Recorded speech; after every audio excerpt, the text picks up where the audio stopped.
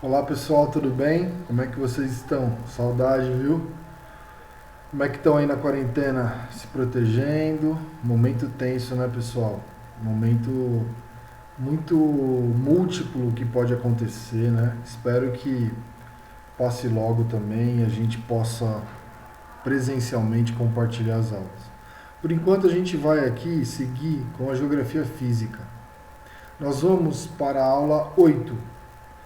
Aula sobre agentes exógenos, tá? Eu vou aqui minimizar o meu rosto para a gente ver um slide, tá bom? Então, pessoal, os agentes exógenos, né? Aula 8, Geografia do Brasil. São forças, na verdade, são forças que vão ser controladas, movidas pelas ações climáticas, pelo calor solar, né? É elas que vão ali regular, né, a intensidade dos processos que vão incidir sobre as rochas, né? Elas vão, portanto, esculturar, elas vão, portanto, esculpir as rochas. A gente está falando, obviamente, de intemperismo e de erosão, né? Esses são agentes que a gente vai falar agora, vão ser duas aulas menorzinhas, uma de intemperismo, outra de erosão, tá legal?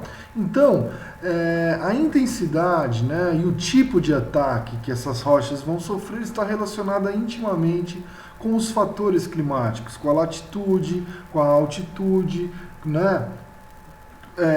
Se é um ambiente onde tem mais chuva, se é um ambiente que tem mais vento, né? E obviamente, né, que vai estar relacionado aonde você está também posicionado dentro do globo terrestre, né? Por exemplo, os locais desérticos e de clima árido ou semiárido vão estar sujeitos mais ao intemperismo físico. Ele vai ser mais preponderante. Os locais, por exemplo, próximos aos polos, o processo de desgaste vai estar relacionado ao degelo da neve, né?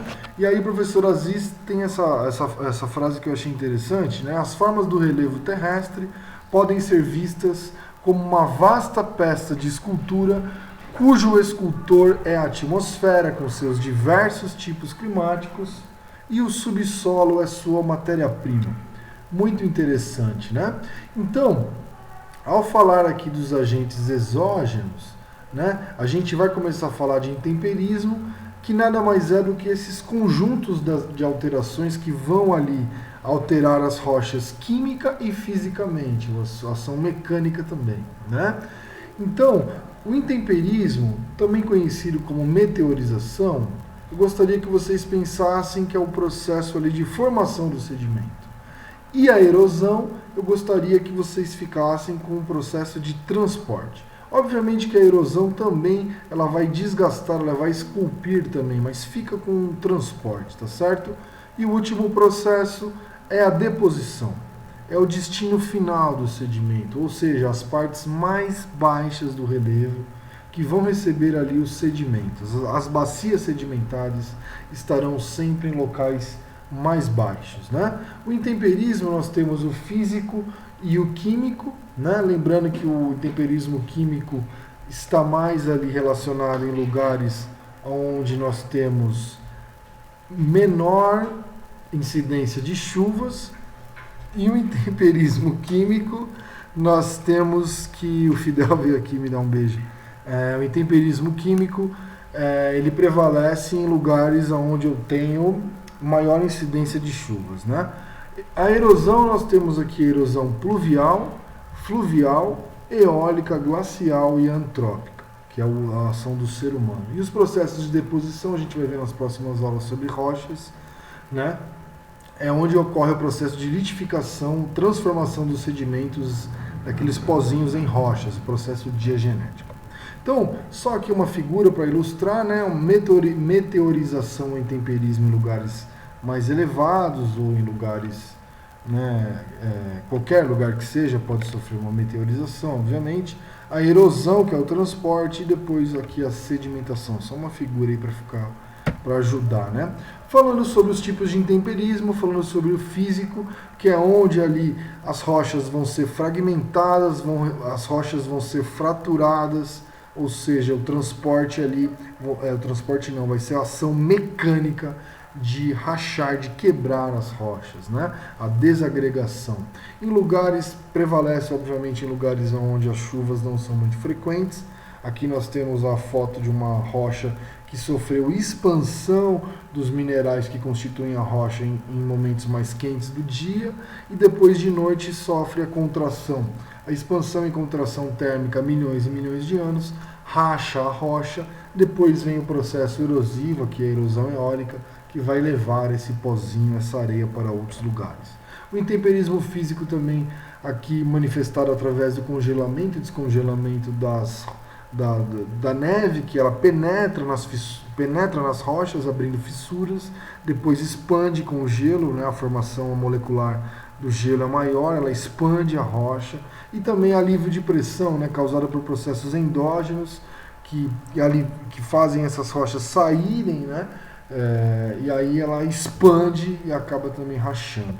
E o intemperismo químico, que é a ação da água da chuva mais os elementos químicos das rochas vão formar ali um ácido e vão desgastar, vão decompor, as rochas.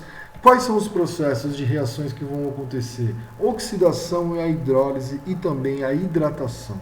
É aí que vai ocorrer o intemperismo químico, formando outras rochas, obviamente, né? A gente vai ver nas aulas depois, se isso são sedimentos químicos, a gente vai ver que tem rochas sedimentares químicas, né, que são provenientes desse processo de intemperismo químico. Seguindo aqui, nós temos os relevos kársticos, que são rochas sedimentares, né? Desculpe que fiz uma bobagem. São rochas sedimentares calcárias que vão ali serem intemperizadas por reações químicas que vão esculpindo essas cavernas. Quem já foi ao Petar já esteve num relevo kárstico, né? Então, qual é o processo? A água vai dissolver a rocha ali, né, precipitando calcita, e essa precipitação de calcita a gente chama de estalactites. E vai ficando no chão aqui os estalagmites. Às vezes pode formar até uma barra, né? Ficar uma barra mesmo. Esse conjunto de formas que são advindos através do intemperismo químico, a gente chama de espeleotemas, né? Muito lindos os espeleotemas, né? Quem já foi ao Petar já viu um relevo kárstico e a origem daqueles rios ali dentro, todas as cavernas, é o intemperismo químico, né? Esse é o esqueminha do relevo kárstico, tem na apostila de vocês essa imagem. Como se forma, né? A água ali, ela, como eu disse para vocês, mais os elementos que estão na rocha se torna ácido, o CO2 obtido ou da atmosfera ou das raízes vegetais, de matéria orgânica, a água vai penetrando, vai percolando fissuras menores, né? Vai dissolvendo essas paredes, gerando aberturas cada vez maiores, né? Com o passar dos anos, aí essas fraturas vão se tornando grandes galerias, formando essas cavernas que nós conhecemos, né? E a erosão agora, desculpa, aqui nós temos um esqueminha do relevo kárstico, nós temos aqui também um sumidouro, que é a coisa mais linda, né? Fazendo a água se conectar depois lá nessas redes de galerias.